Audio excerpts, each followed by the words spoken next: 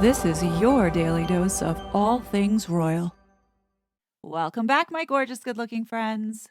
So, today's video is going to be slightly different. Even though it is related to Harry and Meghan, it will be covering a broader topic, which is this pandemic accord or treaty that is about to go into effect or being signed off on in May. And the reason why I want to bring this up and talk about it is because of what we are seeing happening as a result of people like Meghan and Harry who have been pushing this globalist agenda. Now, I know many of you say that I give these two useful idiots more credit than they deserve, but I think that's the point. I think the point of them looking like two fools is to really mask the underhandedness that has been going on the last couple of years. And I'm going to show you something that is going to blow your mind at this point. So sit down, get comfortable, and, just stay with me. So, back at the end of September 2021, as you can see here, this photo is going to go down probably in history, not only for Meghan and Harry being at the WHO, but also because of the things that are now coming to surface of their affairs being there. So, back in September of 2021, Dr. Tedros writes, "It was my pleasure to join Prince Harry and Meghan, the Duke and Duchess of Sussex, and a group of leaders in health, politics, and advocacy to discuss the needs to achieve vaccine equity and address the root causes of health inequities globally, including poverty and discrimination." And it's hashtag UNGA. So that's General Assembly. Okay. That was posted. Not much was said except for, oh, that's Chelsea Clinton in this photo. Now, many of you were speculating that it was George Soros in this photo, which turned out to be false, but also a woman by the name of Lois. And Lois, as I pointed out in previous videos, this Marxist has been working on this WHO pandemic treaty, representing for the United States. At the time, no one really knew what they were doing there. And, again, chalked it up to, all right, Meghan and Harry just trying to pretend to be royal. And that was it. Then 2 weeks later, Meghan and Harry make the announcement that they have become impact partners with an investment firm called Ethic, in which the areas of focus are climate, gender equity, health, racial justice, human rights, and strengthening democracy, aka Marxism.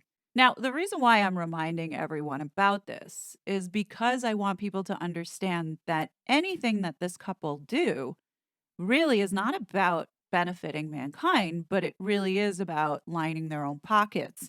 And when you look at the various areas of impact and you look at everything that they have done and question, this doesn't make sense. Why are they doing this? Well, folks, this is to make money. And I think a lot of you understand that, but I want you to understand where it comes from and where it has started and now what it's grown into, to which we really need to call it out because it's not just them that do this. I mean, it's all these philanthropists who are into this philanthro capitalism. And quite frankly, everything that they are pushing really is about self enrichment. So, take for example, they talk about climate. We have Travelers. I'm sure that there's investments in that portfolio. Then you have racial justice. I mean, come on now. This digital justice and censorship online, of course, there's investments there. Then you have gender equity. I mean, all of a sudden now they care about educating young boys on how to take away their masculinity. I mean, and it goes on. Importantly, health is another one of those. And that is something that not only does Harry talk about mental health, but there's also big money in pharma. Which brings me to a photo that is not so well known, but I think it's worth revisiting so we can understand what was really going on at that time because none of us really understood why Meghan and Harry were at the UN. As you can see in this photo, back in September of 2021, it wasn't just Chelsea Clinton and Lois in a conference room, but there were also people joining via video conference to talk about something. Now, this photo, for some reason, didn't really circulate. Instead, we were all distracted by Omid Scobie's tweet, followed by a response by Lauren Dobson Hughes, who writes, "Proud to see clients and friends in that room and look forward to Meghan and Harry brokering tech transfer agreements for Senegal and South African manufacturing hubs. I'm not even joking." Within minutes, Lauren Dobson Hughes swiftly pulled down this post, but thankfully, Duchess of Sussex captured it before it went down. Now, it was all very suspicious, and the Duchess of Sussex had reposted this screenshot in which Meghan's mole then went to Dr. Tedros asking, "Hey, like, what is this all about?" And shortly after that, Duchess of Sussex was then suspended from Twitter. But as you can see here, people didn't really see them seriously. They didn't take them seriously in what they were doing there. Like many of us, we're like, well, what are these two yahoos doing there? Like they're nobody. We were so distracted with that we failed to analyze the people on the video call. But before I get to that, I always forget, please do the kid a favor and hit that like button because this must be shared far and wide. This is a video like the censorship videos that I think the public needs to be aware of because this does impact everyone. And you're going to see this in a second. When I looked at the people on this list and that were tagged, I almost vomited. Now, we knew that Chelsea Clinton was there, and it was the Sugars who exposed that Lois Pace was also part of this meeting, but we didn't look at some of these other attendees closer. Take, for example, Anil Soni. Now, you might not know who this guy is, but you will know who he has worked for. Currently, he is the CEO of the WHO Foundation, but in the past, he served as the CEO of the Clinton Health Access Initiative, and he also has been a senior advisor to the Gates Foundation and Born Free Africa. He's also dabbled as the head of global infectious diseases at Viatris, working across a pharmaceutical company to accelerate availability of new and innovative treatments. He's not a doctor. He's been in the healthcare industry, working in private and nonprofit sectors to expand healthcare access in low and middle income countries. He is an alumnus of McKinsey and Harvard College and serves on the board of the Marshall Project. Now, I find this intriguing because this guy's entire career is focused on healthcare. But he sits on the board of a nonprofit news organization that seeks to create and sustain a sense of national urgency about inequities within the U.S. criminal justice system. This group works to impact the system through journalism. Huh? I bet you're wondering, what is the WHO Foundation all about? Like, why do they have a foundation? What do they do? Well, good question. So, on the WHO Foundation website, it says that the WHO Foundation supports the mission of the World Health Organization and its implementing partners on the ground in achieving a world in which all people attain the highest possible standard of health and well being. Well, that doesn't tell us very much, but if you dig further, you start to realize that this is a business engine. In the 75th General Assembly, there were a series of strategic roundtables that were held to discuss current priorities and next solutions on vital issues for global public health. Among those topics, could you guess what they talked about? The economics of health for all and a new proposed architecture for health emergency preparedness, response, and resilience. All the things that are being covered in this pandemic treaty. But we're going to get to the other folks because it's now going to all start to click for you. Again, going back to the meeting with Meghan and Harry, Bruce Gellin from the Rockefeller Foundation, the Rockefellers who have a long history of supporting depopulation and investing in pharmaceuticals, particularly the abortion pill.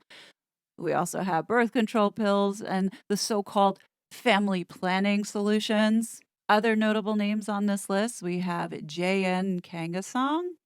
In December of 2023, Congress held a hearing to talk about this pandemic treaty. As you can see, not many people attended, nor was it broadcasted of importance. This is why I'm thinking, the government is really doing a great job to keep this very stealth. And as you can see, the three people that were called to testify were brought in by the Biden administration. The person sitting next to Ms. Pace is Dr. John Neckinsong, and he is the ambassador at large, U.S. Global AIDS Coordinator, and Senior Bureau Official for Global Health Security and Diplomacy Bureau of Global Health Security and Diplomacy. Talk about a redundant title. What I don't understand is how is this guy put in this position? Because an ambassador at large is a diplomat representing their country in more locations than ambassador in residence. Ambassadors at large may operate from several countries or serve as the highest ranking diplomat for a whole region. They may also serve on international committees or participate in organizations like the United Nations, representing issues from their home country. I guess what makes me uneasy about Dr. John Neckinsong, and before anyone calls me a racist, know that I am a person of color myself. I'm pointing out the fact that this guy is not an American citizen, but holds a very important position within the State Department's Bureau of Global Health Security and Diplomacy. He is the one assisting with the relations in getting this pandemic treaty or accord passed through. Another person on this list, as you can see, at Gavi Seth, that would be Seth Berkley, who is the CEO of Gavi, which stands for Global Alliance for Vaccines and Immunization. You should know that Gavi is a public private partnership whose mission is to save children's lives and protect people's health by increasing access to, you guess it, vaccines. This guy is in tight alignment with the Rockefeller Foundation as he worked for them. As the CEO of Gavi, Seth Berkley is no stranger to the World Economic Forum, to the Bill and Melinda Gates Foundation, in partnership with the WHO, UNICEF, and the World Bank in the vaccine industry. And one little fun fact that you should know about: in 2016, before the world was flipped upside down by these globalists, this guy managed to make over £2 million working at the Gavi Institute off the British taxpayers. How do you feel about that? Now, can you guess who is front and center and an integral part of this pandemic treaty? I mean, would it shock anybody to say that Gavi is, as well as the Bill and Melinda Gates Foundation? Now, I'm not going to get into the rest of these folks because I hope by now you're starting to get the picture of what the conversation was about. And when you have Kangasong and Lois Pace, who were in front of Congress in December of 2023 talking about this pandemic treaty, and they just so happened to be a part of Meghan and Harry's royal tour and photo op, you start to make the connections. So now all of a sudden, this all should start to now make sense, as back at the end of October of 2021, Meghan and Harry write an open letter to G20 summit leaders calling out vaccine equity. Okay, many of us at the time were like, who are these people thinking that they're some global leaders in order to call out about vaccine equity? And what you start to realize is that this letter that was co-written by the Duke and Duchess of Sussex and Dr. Tedros most likely was a result of this conference meeting that they had back in September. And what you realize when you read through it again, this was setting the stage for this global pandemic treaty, because a couple days later, on November 12th, 2021, was the first draft of what we would come to know as the pandemic treaty. As you can see here, the outline listed here as this One Health approach, vaccine equity, finance supporting, making sure everyone has access to the same health care. You know the drill of what they're trying to do here. But now, when you look back and see what Meghan and Harry had been doing, it was getting the masses accustomed to this messaging, getting accustomed to, yeah, we all need to be on the same place in order to beat this pandemic, blah, blah, blah. But really, they were there at the very beginning of this. And it really angers me because they have put themselves in places where they directly have been trying to steal away your sovereignty, my sovereignty, all to make a buck. Because there's no way that Meghan and Harry did this out of the kindness of their heart. You know that they saw dollar signs by pushing vaccine, pushing this control, and being first in. Should this get signed, you can bet that they're going to capitalize on it and make money. And this is what all of these globalists are banking on. And it's why they are stressing so hard to get this done by May, because whatever they have planned for us in order to prevent Donald Trump from getting elected has to happen. I mean, there is such a stress on getting this signed off by all the countries, most importantly, the United States, because we are the ones who fund most of it, in order to put whatever it is that they're trying to put in place. And that's what scares me the most. Countries set themselves a deadline to complete the agreement in time for adoption for the World Health Assembly in May of this year. That's now just 15 weeks away. However, there are currently two major obstacles to meeting that deadline. The first is a group of issues on which countries have not yet reached consensus. They're making progress, but there are still areas of differences that need further negotiation between countries. None of them are insurmountable. If countries listen to each other's concerns, I'm confident they can find common ground and a common approach. The second major barrier is the litany of lies and conspiracy theories about the agreement. That it's a power grab by the World Health Organization, that it will cede sovereignty to WHO, that it will give WHO power to impose lockdowns or vaccine mandates on countries, that it's an attack on freedom, that WHO will not allow people to travel, and that WHO wants to control people's lives. These are some of the lies that are being spread. If these lies weren't so dangerous, these lies would be funny. But they put the health of the world's people at risk. And that is no laughing matter. These claims are utterly, completely, categorically false. The pandemic agreement will not give WHO any power over any state or any individual for that matter. Anyone who says it will is either uninformed or lying. So technically, he's not wrong, but what you guys need to understand is that he is manipulating everyone. So, yeah, the WHO pandemic accord or agreement, because they're now dropping the treaty piece to it, doesn't say anything about giving up personal sovereignty. What he's not telling everyone is that this is in conjunction to the IHR, which is the International Health Regulations that is now currently being upgraded to incorporate and accommodate this pandemic accord.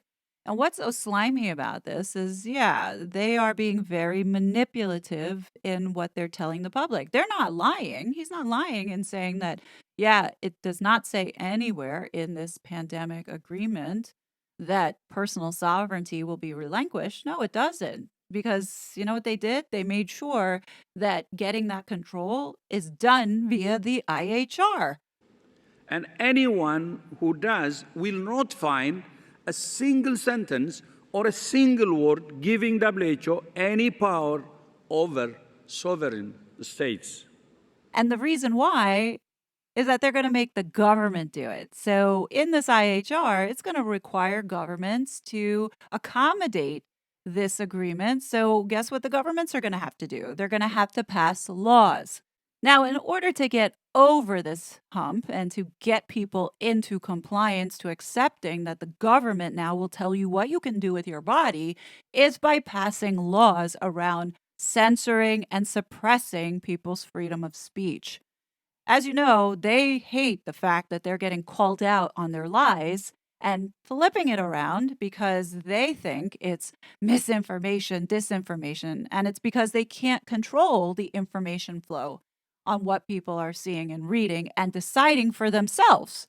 It's truly frightening that these globalists and pharmaceutical companies have been putting pressure on the governments to pass laws that suppress and censor people from speaking out, opposing treatments. Let's say these medical professionals and scientists at these various agencies like the WHO and the NHS or whoever that they're paying off these days to punish those who resist. 2 weeks ago, an example of this was France. They just passed a law, and get this, called Article Pfizer, in which it says in Article 4 provocation to abandon or abstain from following therapeutic or prophylactic medical treatment is punishable by 1 year of imprisonment and a fine of 15,000 euros when this abandonment or abstention is presented as beneficial for the health of the persons targeted when it is in the state of medical knowledge, clearly likely to result in serious consequences for their physical or psychological health,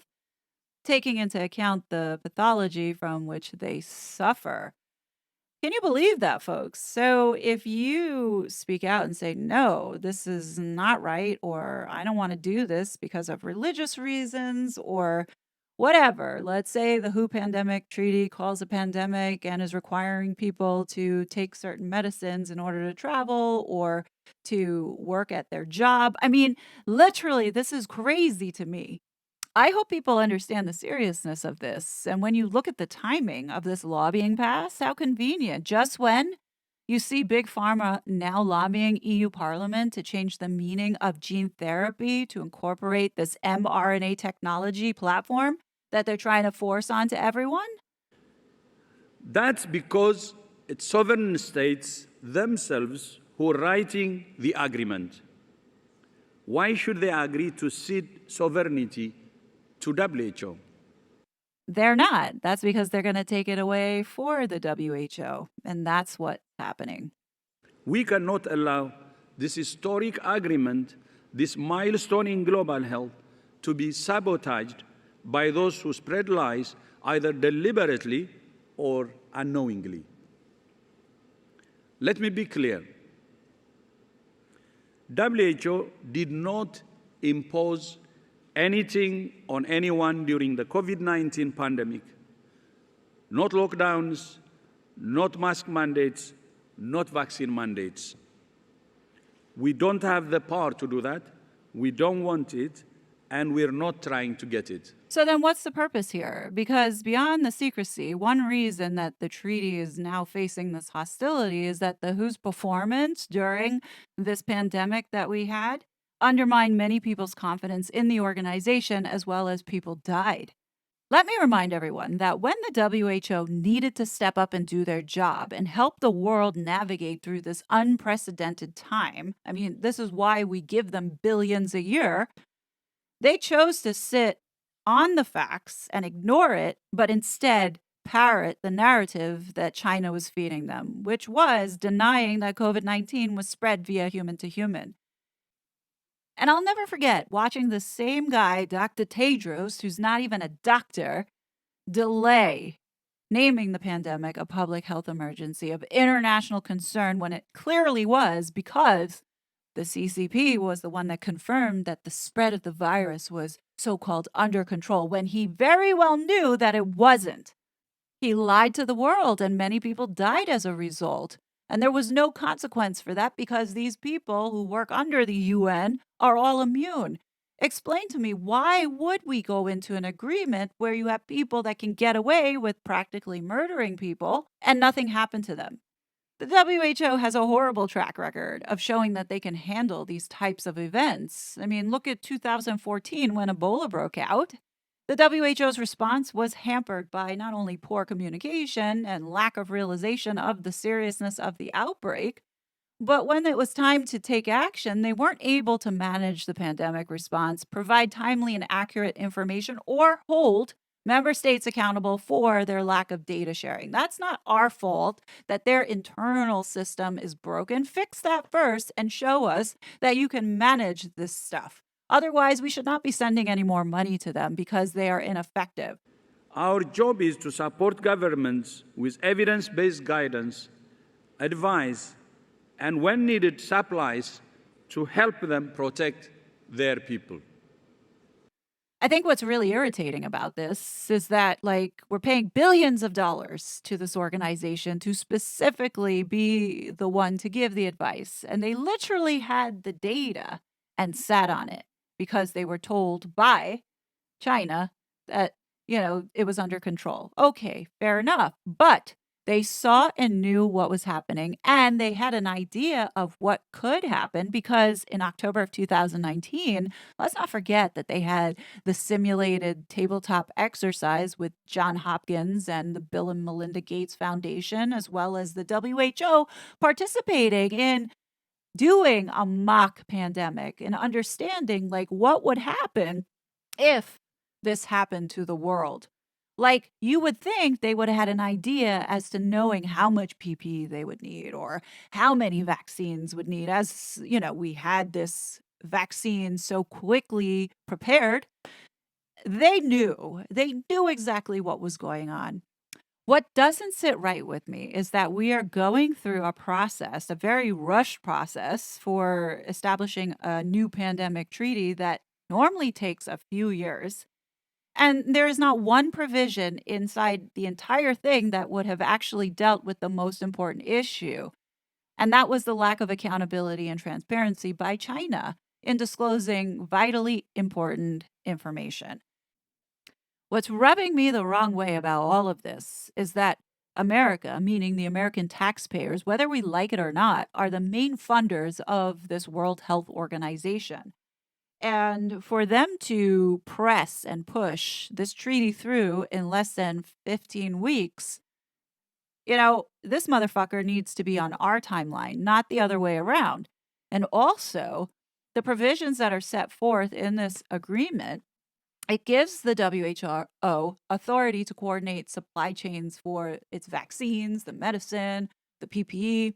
And in addition, one of the stipulations in the agreement, and get this, is that during a pandemic, member states will transfer a portion of our medicines and health devices to the WHO. We have to relinquish that. Regardless of if we need it, we have to give it to them, which would then distribute it globally according to the core mission, which means all those developing countries that don't have money, that don't give really anything to the WHO, will reap the benefits. So think about it this way.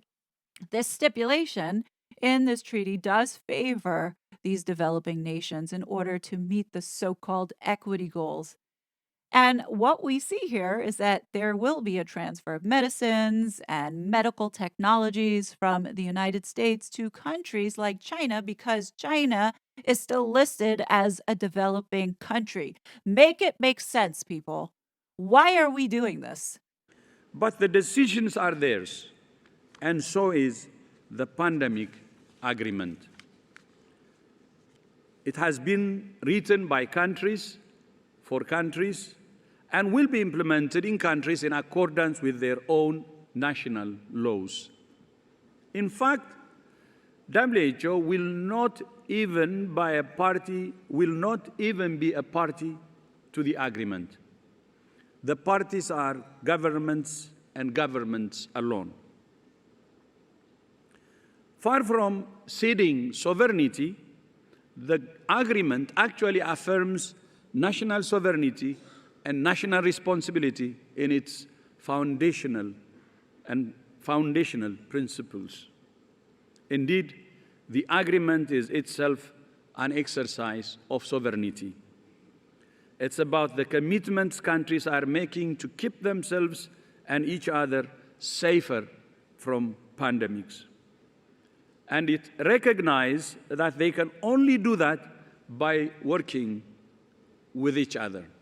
That's all fine and dandy if you have a government that respects people's sovereignty, but that's not the case here in the United States. And for the first time in my life, have I ever felt that the government truly is against the people.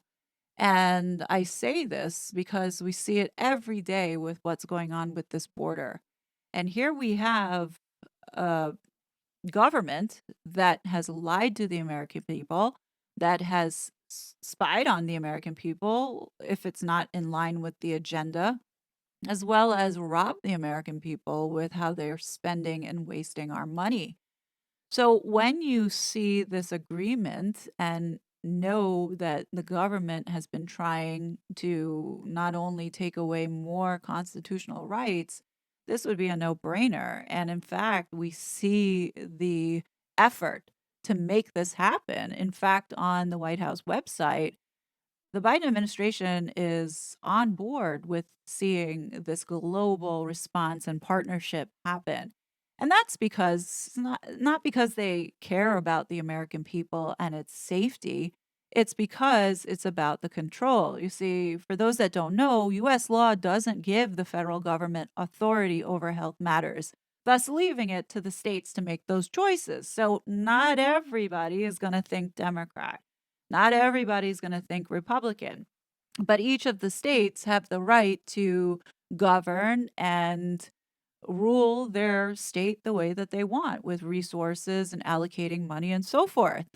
You see, with this WHO agreement in conjunction with the IHR amendments that I told you about, that is the legally binding agreement, that will justify having more federal control to set health policies.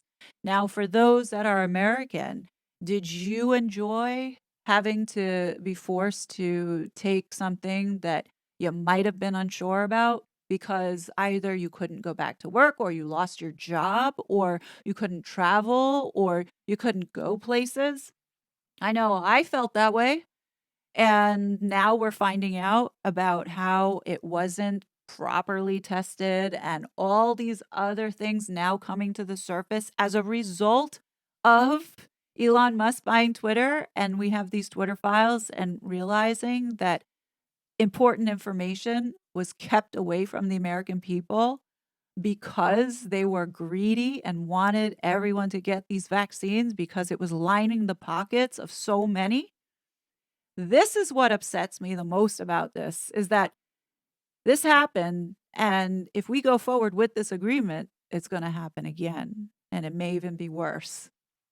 Let me tell you what the agreement does say.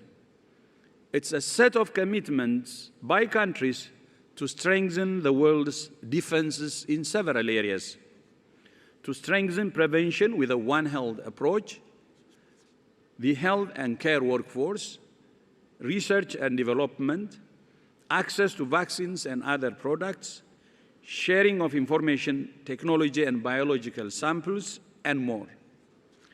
Now I ask you, what is so problematic about those commitments? And guess who's gonna be funding the majority of this? The American taxpayers, of course. I mean, gosh, we need to develop other countries and forget about our own people here. We're gonna have to go without so others can have, because that's essentially what is happening today. Do you think this guy bothered to maybe even have a conversation with one American taxpayer to get an idea as to how we feel about what he is pushing? I doubt it. But he can make time for Meghan and Harry, so that should tell you enough about why we should not do this. Is there anyone who thinks countries should not cooperate?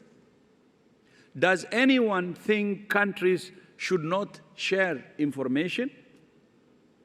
Does anyone think some people are more deserving than others of access to vaccines and other tools? Yes, America doesn't want to do this. It's our money. I think we can manage on our own. And two, no, I don't want to be sharing data with China. But hey, nobody's talking about that. And three, these folks, they want everyone to have this vaccine access. Maybe they don't think that they need it because rules for thee, but not for me applies. And we know that very well. We also know that there is an agenda by some of these globalists who believe in this population reduction. In our interconnected and interdependent world, countries can only keep themselves safe if they work with each other. In that sense, the pandemic agreement is a commitment to national security. Well, if national security is top of mind, then we need to tell the United Nations to stop funding this migrant crisis that we have going on here, causing this chaos and disruption. Because we all know that a lot of this is their fault. Why is the UN not helping Americans? I mean, it is our money that we have given them. It's in every country's own national interest, because pathogens have no regard for the lines humans draw on maps. Well, the UN needs to stop sending people who are carrying these pathogens into foreign countries that do not have the immunities towards it.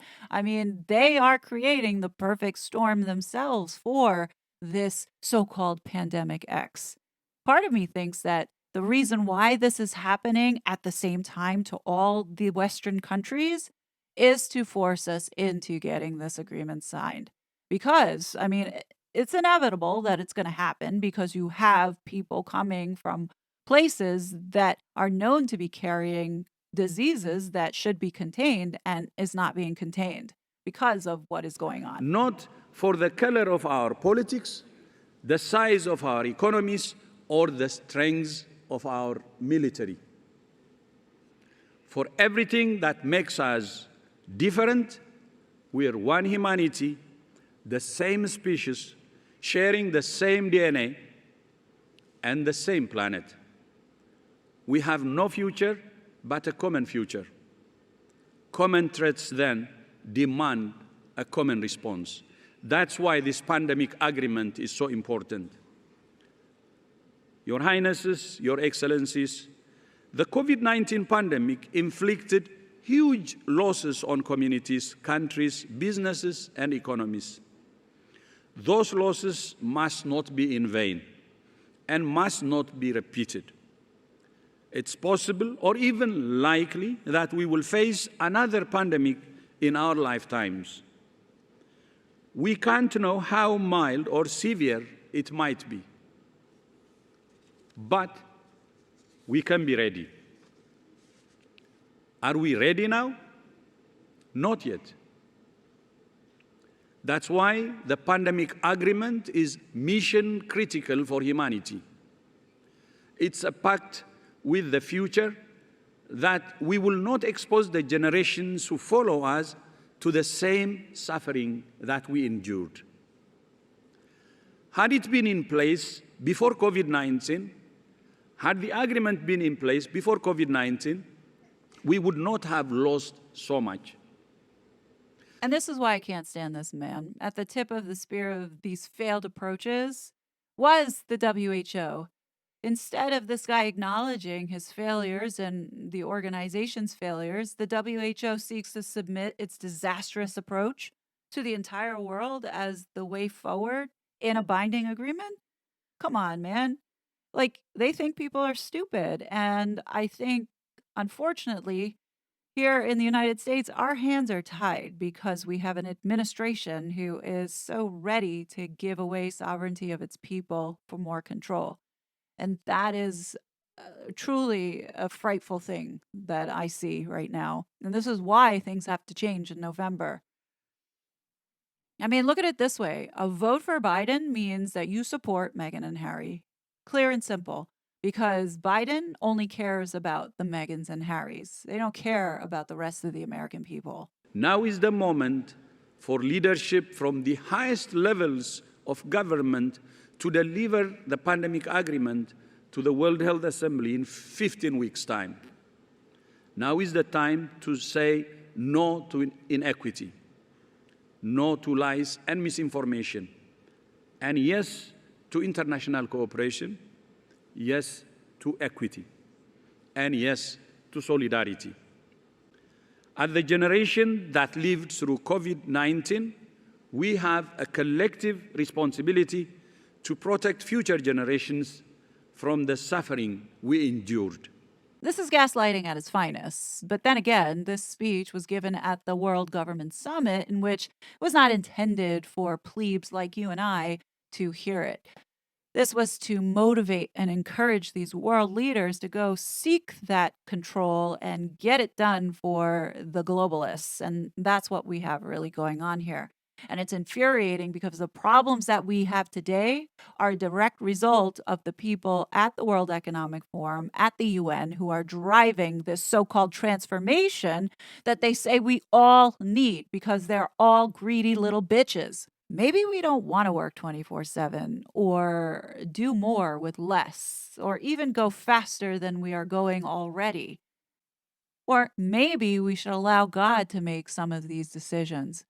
In this world that we're living in, there's no place for God or family. And this is what I find so destructive and evil about these people that are trying to enslave all of us. This is what's happening. France, that situation is scary.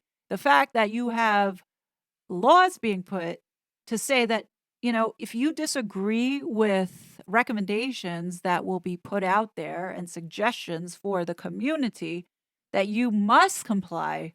Otherwise, if you do express any type of resistance by speaking up or, sharing information, you could be arrested and then also criminally charged and penalized. I mean, we no longer can say this stuff is conspiracy theory, okay, folks? This is happening in real time. I don't know what it's going to take for people to wake up before it's too late. I'm trying here. I mean, this stuff really does concern me.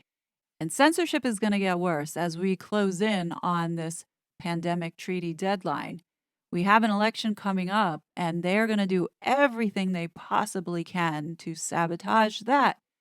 In this situation, YouTube's already taking measures to make sure that, hey, the WHO does not get misrepresented. And we're seeing this in real time affecting this community. So, shout out to Daily Empress, who was given a channel strike for so called medical misinformation because she talked about Prince Harry and similarities with Bill Gates.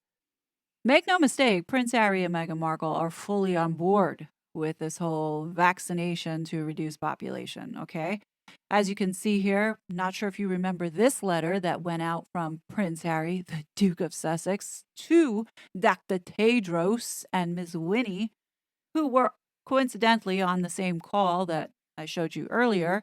But in this letter, the prince writes, "It is striking to now see the world's leading AIDS activists are also leading the call for COVID-19 vaccine equity.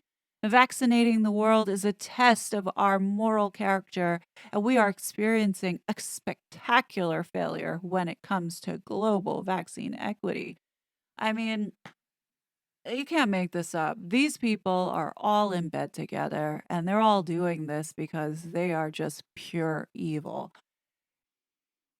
No doubt that the World Health Organization is doing all that they can to control the flow of information. And I'm not sure if people are aware of, but in the YouTube policy, which I'm pointing this out because in case my video goes down or I get a strike, understand that the World Health Organization's WHO guidance about specific health conditions and substances are part of their policy in which they back the information coming from this organization. And they're going to do whatever they can to prevent misinformation, treatment of misinformation, and denial of misinformation. So, this medical misinformation policy that is put in here, it's not taking information from the CDC or the NHS, it's specifically the WHO, which tells you what is going on.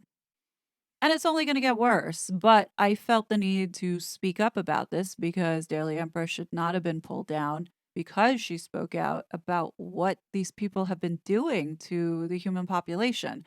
In any case, this message is for YouTube to know that all this information has been found directly from the source of the WHO, and as well as from fact check confirmed sources. So this should not pose any trouble or problems. This is all found on the public domain from verified sources. And where there have been statements made that are not in alignment with the agenda, please note that those are my own personal opinions that should not be taken as the Bible. And on that note, folks, let me know what you think. I know this was a long winded video, but I felt that it was important to speak up and say something about this because of what has been happening and the fact that Meghan and Harry are definitely a part of this globalist movement that have been forced onto us. I hope this really is starting to wake people up and stop saying that we're giving Prince Harry and Meghan too much credit. Obviously, they are two useful idiots for a reason, and the people that have use them for a purpose during that time and possibly still using them now. Some of the things that we're seeing happen, we don't know if that's all by design. I'm just saying, stay alert, continue to be curious, and let's hope in November that this man makes it happen. And on that note, definitely let me know your thoughts. As always, I will be back with more content, but until then, please be safe, and I'll talk to you later. Bye. Such a fraud.